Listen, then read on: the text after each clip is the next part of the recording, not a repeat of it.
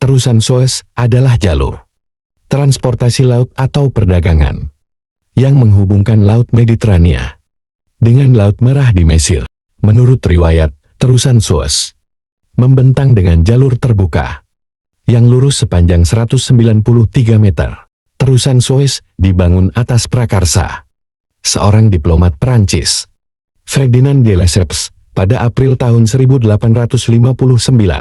Proses pembangunan terusan Suez berlangsung selama 10 tahun, sebelum akhirnya dibuka pada tahun 1869. Pembangunan terusan Suez sebenarnya sudah digagas oleh seorang penjelajah asal Perancis, Linan de Blevins, sejak tahun 1830-an. Pada masa itu, Blevins melakukan survei ke Isthmus of Suez dan memastikan bahwa Laut Mediterania dengan Laut Merah memiliki ketinggian yang sama, sehingga proses pembangunan konstruksi dapat dilakukan dengan jauh lebih mudah. Isthmus of Suez adalah sebidang tanah yang ada di antara Laut Merah dan Laut Mediterania. Setelah itu, pada tahun 1854,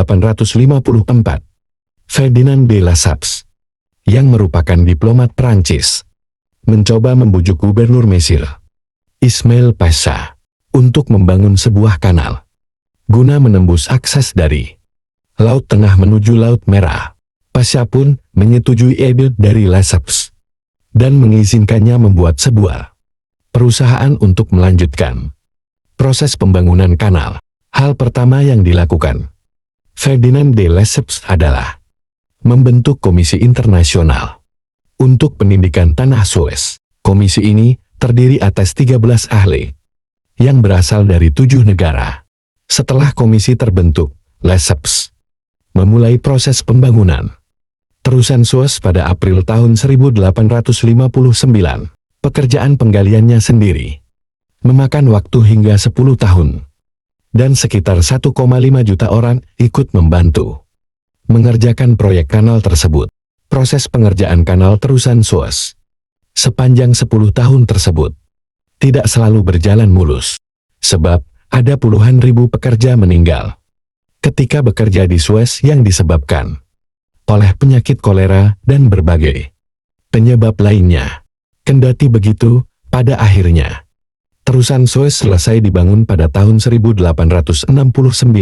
Setelah pembangunan selesai, Gubernur Mesir, Ismail Pasha, dengan resmi membuka terusan Suez pada 17 November tahun 1869. Dengan adanya terusan Suez, kapal-kapal pengirim tidak perlu lagi mengelilingi Afrika. Sejak terusan Suez dibuka, sudah ada ribuan kapal yang melewati jalur tersebut.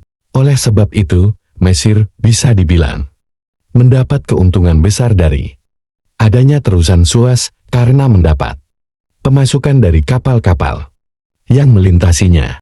Menurut data, pada tahun 2020, pendapatan yang didapat Mesir mencapai 5,6 miliar atau setara 80,8 triliun rupiah dari adanya terusan Suez.